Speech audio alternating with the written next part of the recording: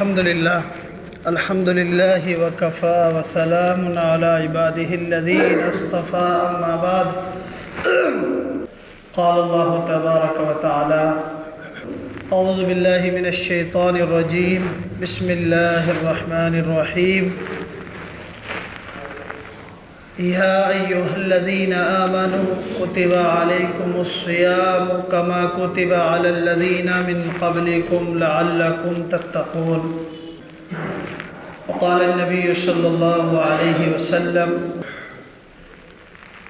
الصوم لي وأنا أجزى به وفي رواية وأنا أجزي به أو كما قال عليه الصلاة والتسليم صدق الله المولانا العظيم وصدق رسوله النبي الكريم محترم بزرگوں بھائیوں، آج کے جمعے میں انشاءاللہ دو باتیں عرض کرنی ہیں۔ اللہ تعالیٰ مجھے صحیح کہنے کی توفیق عطا فرمائے اور ہم سب کو اس پر عمل کرنے کی توفیق عطا فرمائے۔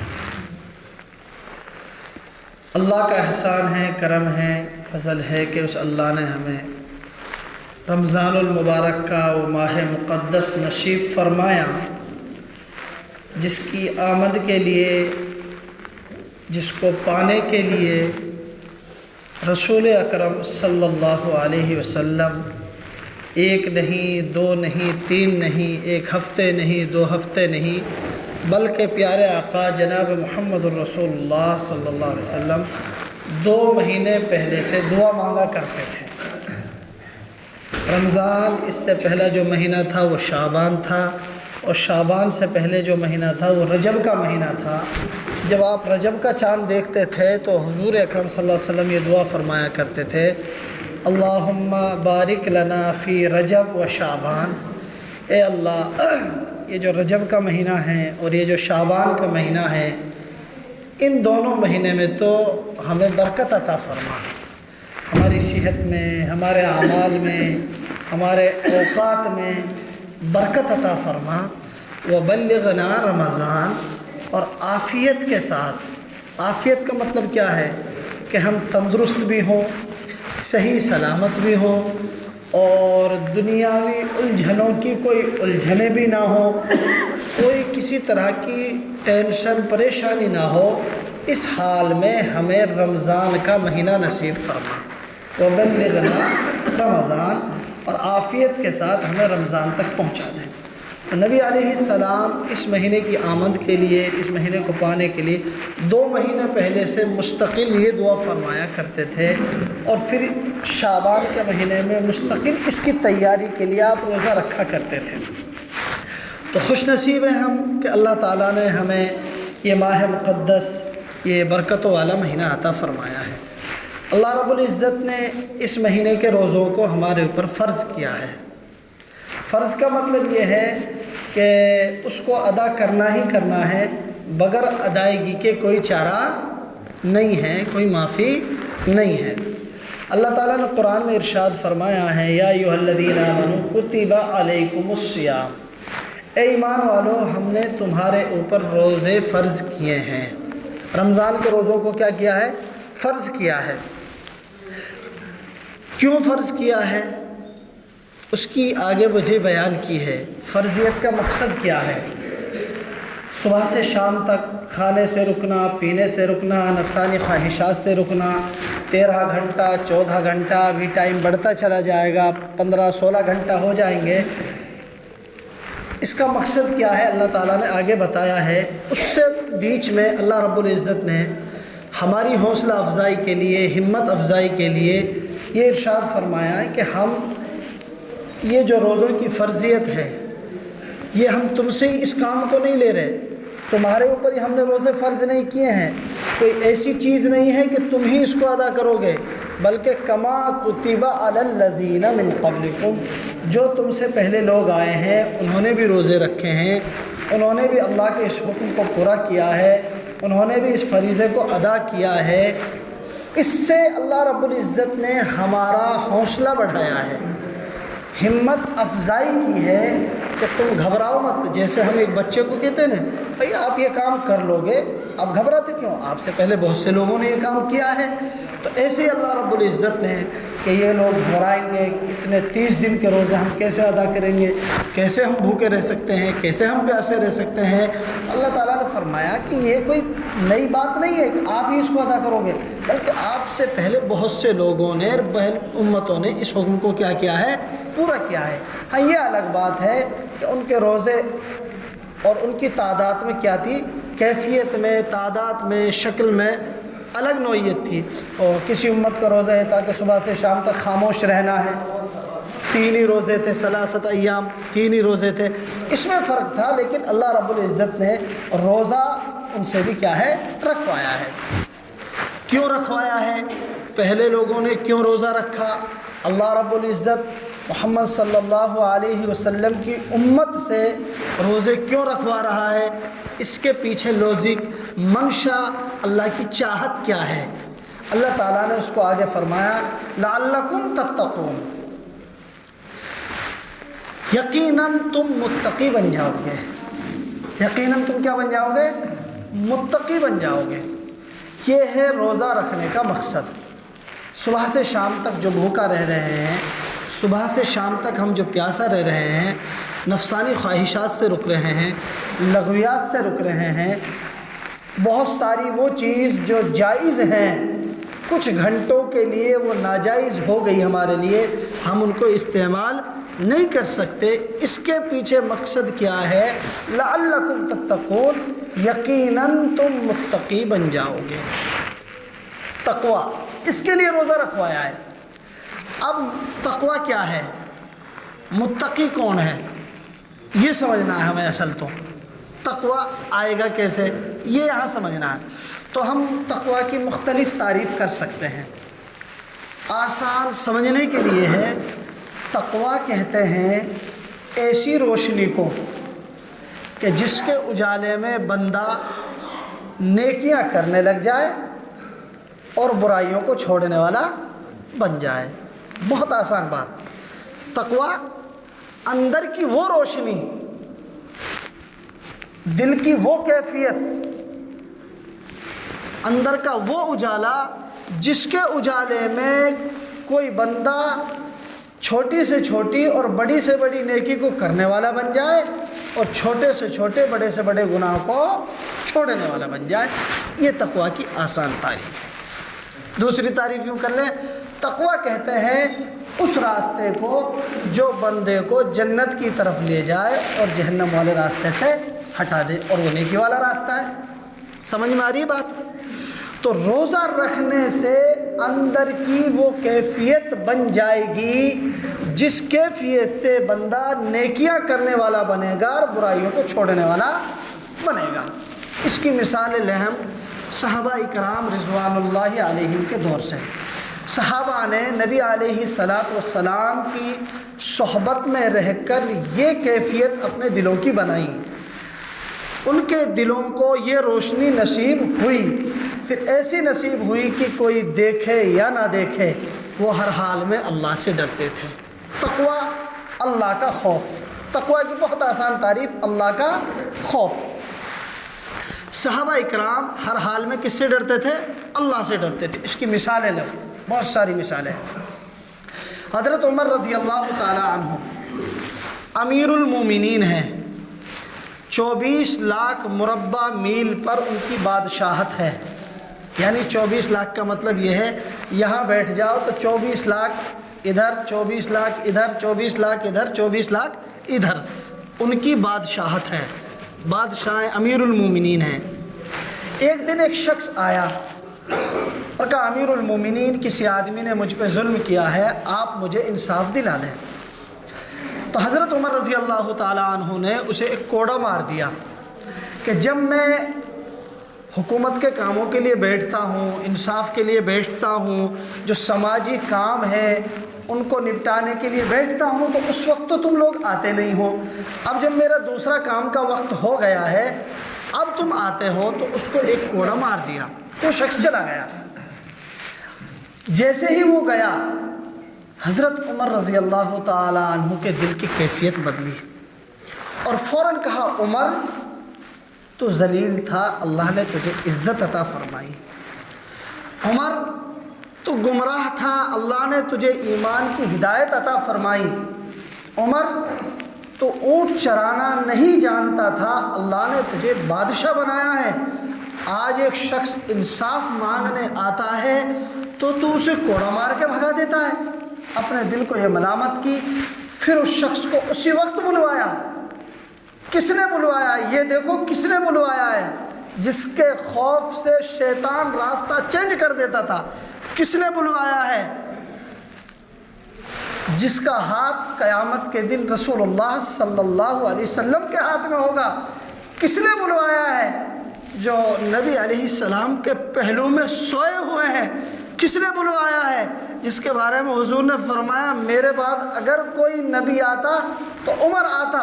کس نے بلوایا ہے؟ حضور نے فرمایا دیکھو دیکھو قیامت کے دن ہم ایسے کھڑے ہوں گے، میرے سیدھے ہاتھ میں ابو بکر کا ہاتھ ہوگا اور میرے الٹے ہاتھ میں عمر کا ہاتھ ہوگا۔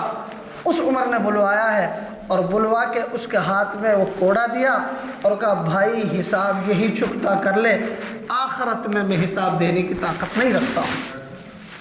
یہ تھی وہ اندر کی کیفیت، اس کو کہتے ہیں تقویٰ، جو صحابہ نے حضور کی صحبت میں رہ کے حاصل کیا۔ دوستو عزیزو، میں اور آپ کتنا ظلم کر رہے ہیں، کتنی گالیاں دے رہے ہیں، ہمیں کیوں احساس نہیں ہو رہا کہ ہمارے دل ظلمت کدہ ہو چکے ہیں، ہمارے دلوں میں اندھیرا ہے، ہمیں نیکی اور بدی کا فرق سمجھ میں ہی نہیں آ رہا ہے، ہمارے دل سخت ہو چکے ہیں، پتھر ہو چکے ہیں۔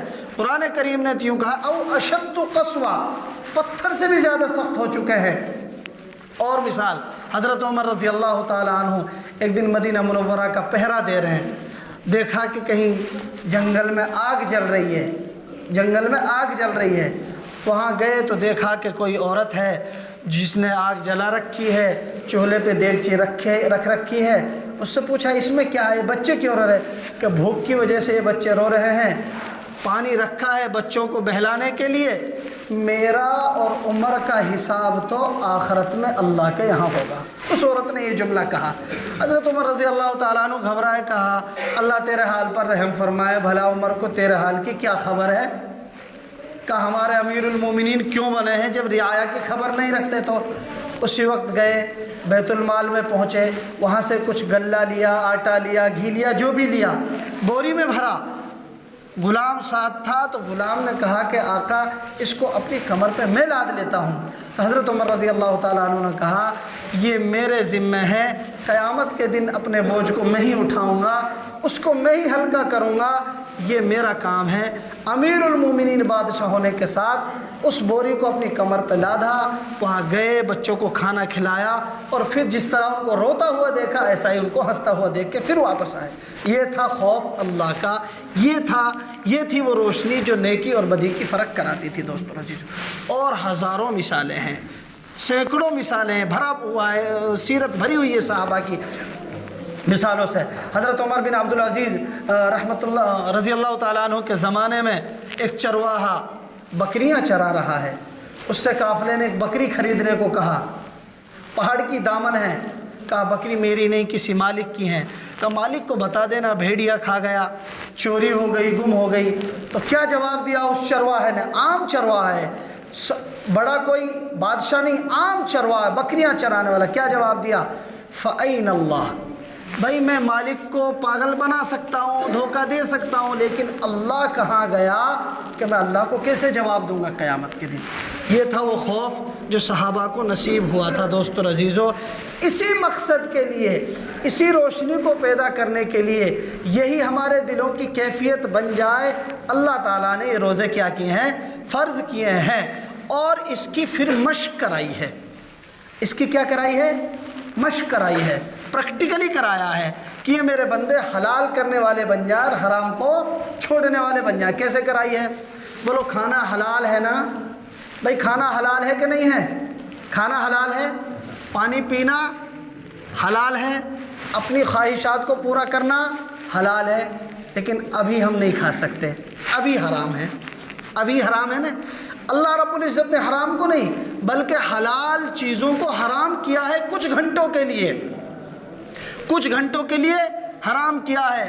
اچھی گرمی ہے، لو چل رہی ہیں، ہمارے ہوٹ سوکھے ہوئے ہیں، گلا خشک ہو چکا ہے اور ہم گھبرائے ہوئے ہیں، پیاس لگ رہی ہے، لیکن ہمیں پتہ ہے کہ ہمارے فریج میں ٹھنڈا پانی ہے، ہمارے دسترخوان پہ شربت رکھا ہوا ہے، اللہ کی نعمتوں سے دسترخوان سجا ہوا ہے، لیکن ان کو ہاتھ لگانا تو دور کی بات ہے، ہم ان کا خیال بھی دل میں نہیں لاتے جب تک کہ اللہ کے یہاں سے اجازت نہیں مل جاتی۔ ایسا ہی ہوتا کہ نہیں ہوتا ہے؟ تو یہ مشق کرائی ہے کہ میرے بندے، جس طرح تو اب اللہ کا حکم مان رہا ہے، اب ان چیزوں سے رک رہا ہے جن کو اللہ نے تیرے لیے جائز نہیں کیا ہے، ایسے ہی پورے سال، پوری زندگی حرام کو چھوڑنے والا بن جا اور حلال کو کرنے والا بن جا۔ یہ ہے تقویٰ دوستو عزیزو، یہ ہے تقویٰ، اس کی مشق کرائیے۔ تو اس لیے اللہ تعالیٰ نے یہ روزے ہمارے اوپر کیا کیے ہیں؟ فرض کیے ہیں۔ اب کسی کے اوپر کوئی فتویٰ لگانے کی ضرورت نہیں ہے، ہم اپنے دل کی کیفیت کو خود جانچیں، خود سمجھیں کہ روزانہ میرا دل کا رجحان کدھر ہو رہا ہے، نیکیوں کی طرف بڑھ رہا ہے کہ نہیں بڑھ رہا ہے، برائیاں چھوڑ رہا ہے کہ نہیں چھوڑ رہا ہے۔ رمضان سے پہلے بھی وہی میں حرام کھاتا تھا، رمضان سے پہلے بھی وہی گالیاں دیتا تھا، رمضان سے پہلے بھی وہی بد نظری کرتا تھا، رمضان سے پہلے بھی وہی غیبت، گلے، بہتان تراشی کے بازار گرم رہتے تھے، رمضان سے پہلے بھی وہی ایرا فیری کا ماحول تھا، رمضان سے پہلے بھی میری اولاد وہی ناجائز اور حرام کمانے کی کوشش اور فکر میں تھی۔ اب رمضان میں اپنے دل کو پرکھیں ہم کہ اب میرا دل اللہ سے ڈر رہا ہے کہ نہیں ڈر رہا ہے۔ دوستو عزیزو، اگر ڈر رہا ہے تو کیفیت بن رہی ہے، اللہ کا شکر ادا کریں اور مانگیں۔ نہیں ڈر رہا ہے تو فکر کی ضرورت ہے، ہمیں نہیں ڈر رہا ہے تو ہمیں فکر کی ضرورت ہے۔ رسول اکرم صلی اللہ علیہ وسلم نے ارشاد فرمایا، بہت سے روزے دار ایسے ہیں جن کو سوائے بھوکا رہنے کے کچھ نہیں ملتا۔ بہت سے روزے دار ایسے ہیں جن کو سوائے بھوکا رہنے کے کچھ نہیں ملتا۔ وہ کون سے ہیں؟ جو لغویات سے نہیں رکتے، جو گناہوں سے نہیں رکتے، فضولیات سے نہیں رکتے، شام کو حرام مال سے کیا کرتے ہیں؟ افطار کرتے ہیں۔ کچھ نہیں ملتا کا کیا مطلب ہے؟ کہ روزے کا جو اثر ہے، روزے کا اثر کیا ہے؟ وہ تقویٰ پیدا کرے گا۔ روزے کا اثر کیا ہے؟ وہ تقویٰ پیدا کرے گا۔ اگر ہماری یہ کیفیت بن رہی ہے تو ہمارے روزے سے ہی رہ رہے ہیں، اور یہ کیفیت نہیں بن رہی ہے تو بھائی دوستو عزیزو، ہمیں اپنے دل کو ٹٹولنے کی ضرورت ہے، ہمیں اپنی روزی کو دیکھنے کی ضرورت ہے۔ یہ کہیں ایسا نہ ہو کہ رمضان کا مہینہ ایسے ہی گزر جائے اور ہمیں جو اصل اس کا مقصد ہے صرف ہم اسی کو رمضان سمجھیں، اسی کو عید سمجھیں کہ اچھی ہم نے خریداری کر لی، اچھے ہم نے کپڑے لے لیے، خوب شاپنگ کر لی، بھائی رمضان آ گیا، عید ہو گئی۔ اصل عید تو وہ ہے، اللہ کے نبی صلی اللہ علیہ وسلم نے ارشاد فرمایا، عید تو ان کی ہے جو روزہ رکھتے ہیں، عید تو ان کی ہے جو تراویح پڑھتے ہیں، عید تو ان کی ہے جو اس مہینے میں اللہ کی عبادت کرتے ہیں، جو نئے کپڑے پہنتے ہیں، جو اچھا کھانا کھاتے ہیں، ان کی کوئی عید نہیں ہے دوستو عزیزو۔ اس لیے ہم اس مہینے کی قدر کریں، روزوں کا اہتمام کریں، تراویحوں کا اہتمام کریں، توبہ استغفار اللہ تعالیٰ سے خوب کریں، بازار کے ماحول سے خوب رکیں دوستو عزیزو، بازار کے ماحول سے خوب رکیں، چونکہ غیبت، گلہ، یہ خامہ خواہ بہت سے لوگ ایسے ہیں جن کے پاس بیٹھتے ہی گناہ ہونا شروع ہو جاتا ہے۔ اللہ کے نبی نے فرمایا، الناس معادن کمعادن الذهب والفضہ، لوگ ایسے ہیں جیسے سونا چاندی کی کھان۔ بہت سے لوگ ایسے ہیں ان کے پاس آپ بیٹھو گے، خوبیاں نظر آئیں گی، خوبیاں ملیں گی، اچھی باتیں ملیں گی، صفات ملیں گی، اور بہت سے آدمی ایسے ہیں ان کے پاس آپ جا کے بیٹھو، غیبت شروع، بہتان تراشی شروع۔ تو اللہ کے نبی نے فرمایا کہ اچھے دوست بناؤ جہاں سے اچھائیاں ملیں۔ اس لیے بازار کی بیٹھکوں کو کم کریں، چونکہ یہاں غیبت، گلے، بہتان تراشی ہوتی ہے دوستو عزیزو، اور اپنے رمضان کی قدر کریں۔ اب آخری بات، اللہ کے نبی صلی اللہ علیہ وسلم نے ارشاد فرمایا، یہ غور کرنے کی بات ہے، ہم سوچیں، کسی پہ فتویٰ نہ لگائیں یا فلاں ایسا فلاں، ہم سوچیں، خود سوچیں تنہائی میں۔ اللہ کے نبی صلی اللہ علیہ وسلم نے محراب پہ قدم رکھا، آپ نے فرمایا آمین، پھر فرمایا آمین، پھر فرمایا آمین۔ صحابہ نے پوچھا، یا رسول اللہ آج کچھ نئی بات دیکھنے کو ملی ہے، کیا معاملہ ہے؟ حضور نے فرمایا، جبرائیل آئے تھے اور جبرائیل نے 3 بددعا فرمائی، تو میں نے بھی ان پہ اپنی آمین کی مہر لگا دی کہ اللہ قبول فرمائے، ایسا آدمی تو اسی کے لائق ہے۔ ان میں سے پہلا شخص کہ جو اپنے ماں باپ کو اپنی زندگی میں پائے، دونوں کو پائے یا دونوں میں سے کسی ایک کو پائے، اور پھر ان کی خدمت کر کے اپنے آپے کو جنت کا مستحق نہ بنائیں۔ جبرائیل نے فرمایا ایسا شخص تو ہلاک و برباد ہو جائے۔ تو حضور نے فرمایا کہ ماں باپ کا نافرمان ہے ہی اس لائق؟ حضور نے فرمایا آمین، میں بھی کہتا ہوں ایسا کیا ہو جائے؟ ہلاک و برباد ہو جائے۔ دوسرا حضور نے فرمایا ہلاک ہو جائے، جبرائیل نے فرمایا ہلاک ہو جائے، برباد ہو جائے وہ شخص جو رمضان المبارک کا مہینہ پائے اور پھر اپنی مغفرت نہ کرائے۔ جس مہینے میں اللہ کی رحمت سمندروں کی طرح، دریاؤں کی طرح، ہواؤں کو جھونکوں کی طرح اللہ کی رحمت عام مغفرت کی جا رہی ہے، ہول سیل میں مغفرت ہو رہی ہے، اور پھر یہ بدبخت انسان ایسا ہے کہ اس عام مغفرت سے بھی محروم ہو گیا، اس نے اپنی مغفرت نہیں کرائی، تو جبرائیل کا ایسا برباد ہو جائے۔ حضور نے فرمایا آمین۔ دوستو عزیزوں، میں اور آپ اب اپنے دل کو ٹٹولیں کہ ہم اللہ کی کتنی عبادت کر رہے ہیں، کتنا توبہ استغفار کر رہے ہیں۔ کہیں ایسا نہ ہو رمضان گزر جائے اور ہمارا شمار ان لوگوں میں ہو جن کی مغفرت نہ ہو۔ دوستو عزیزوں، تو ہمارے لیے بڑے خسارے کی بات رہے گی ہے۔ ہم کوشش کریں کہ اس رمضان میں اپنی مغفرت کرانی ہے۔ کتنے بھائی ہمارے ساتھ پچھلے رمضان میں تھے، اب قبرستان میں ہیں، ہمارا بھی کچھ نہیں پتہ پورا نصیب ہو یا نہ ہو۔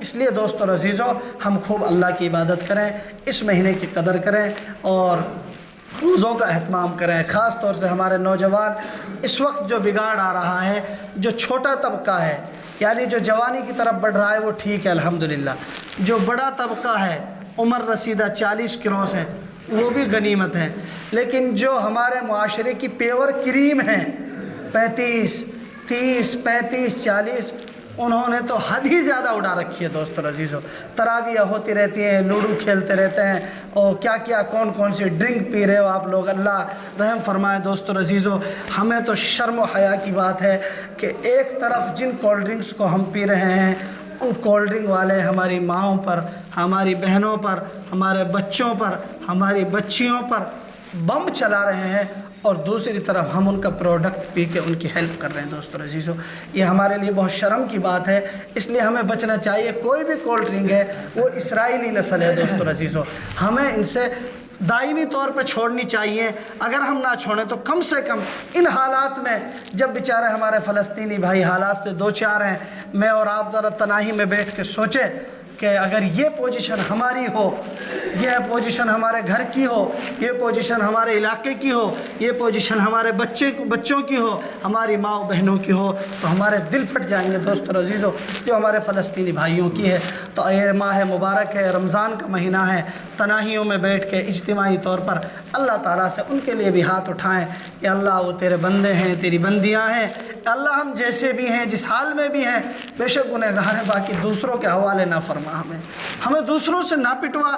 بہرحال تیرا اور ہمارا معاملہ ہے، ہم گنہگار ہیں، تو ہمارا رب ہے، تیرا اور ہمارا معاملہ ہے، لیکن ہمیں اس طرح غیروں کے، نا اہلوں کے حوالے نہ فرما کہ جو ہمارے نہ بڑوں کی عزت دیکھ رہے ہیں، نہ ماں بہنوں کی عزت دیکھ رہے ہیں، نہ معصوم بچوں کی سسکیاں دیکھ رہے ہیں۔ نبی علیہ السلام کوئی بچہ روتا تھا تو نماز مختصر فرما دیتے تھے۔ دوستو عزیزوں، آج امت محمدیہ کی چیخیں نکل رہی ہے لیکن کوئی خیال کرنے والا ہی نہیں ہے، تو یہ تو اللہ ہی ان حالات کو درست فرمائے گا۔ دوستو عزیزوں، اللہ کے نبی نے فرمایا المسلم اخو المسلم، مسلمان مسلمان کا بھائی ہے، مسلمان مسلمان کے لیے دیوار کی طرح ہے، ایک دیوار کو گرا دو دوسری کو گرانا آسان ہو جاتا ہے۔ دوستو عزیزوں، اس لیے اللہ کے سامنے ہم رولیں، خاص طور سے ہمارے نوجوان، ہماری سفید داڑھیاں والے اپنی سفیدی کا واسطہ دے کے اللہ کے نبی صلی اللہ علیہ وسلم کی امت کے لیے رحم کی بھیک مانگے اللہ تعالیٰ سے۔ اللہ تعالیٰ مجھے بھی آپ کو بھی عمل کی توفیق عطا فرمائے۔ آخر الدعوانا الحمدللہ۔